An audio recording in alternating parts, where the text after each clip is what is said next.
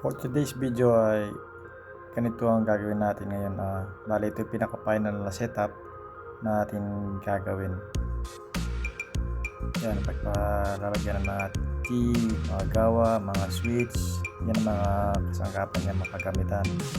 Bali ang ginagawa natin dyan dito yung pinaka-baba niya, yung pinaka-mesa, yung pagpapatungan ng mga gamit niya. Kaya ito yung project natin ngayon.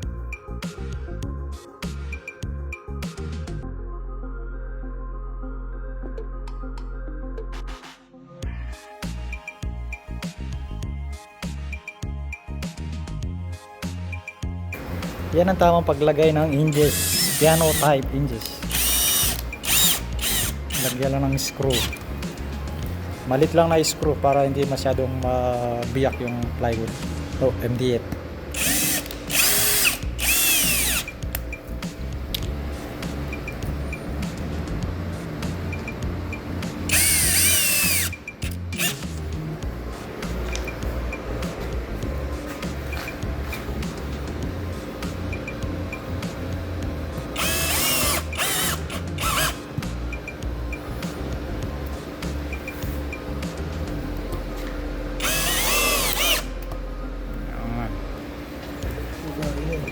Lagi ko.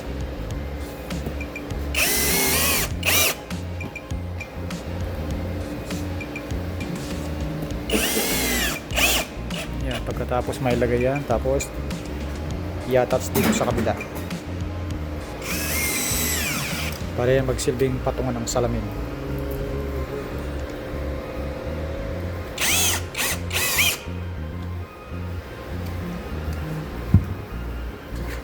Yan, didikitin lang yung dalawang panel na to, tapos sabay hawak ni Foreman. Yala. Maliban siya na straight. Okay.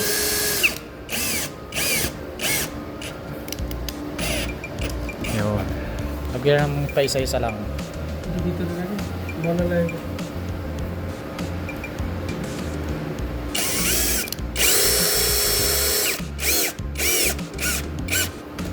Aywa, very good. Isa rito sa kabila. Daraw. Dito na. Ayan.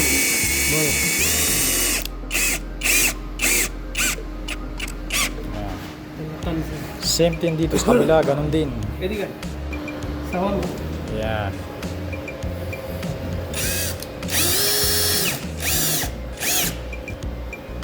Ayan o. Isa dito sa gitna muna.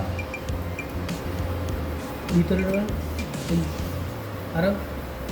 Machine. Let's go.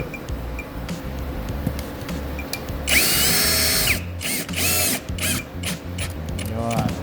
Isa pa rito sa baba. Daraw. Yavaş yavaş. Hadi bakalım. Öyle. Hadi bakalım. Hadi na naman po. Yan, bali yan, lalagyan na lahat ng screw. Ganyan lang kadali magtrabaho.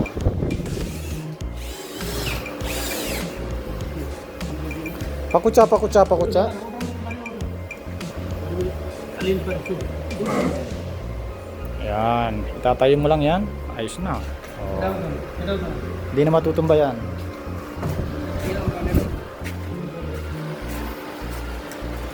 Di ba ganda? Yan o. Bali ito, papatong dito sa salamin. Isukat nito 80 by 2 meter yung haba ng salamin. Yun o. Bali ganyan yung setup niyan.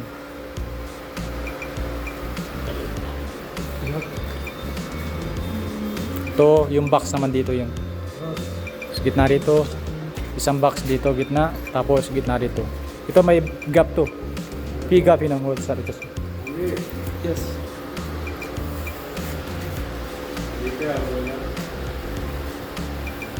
Yan, ganyan ang setup niyan sa mismong This party. all counter. coffee counter. This is Pakutsa, counter. pakutsa.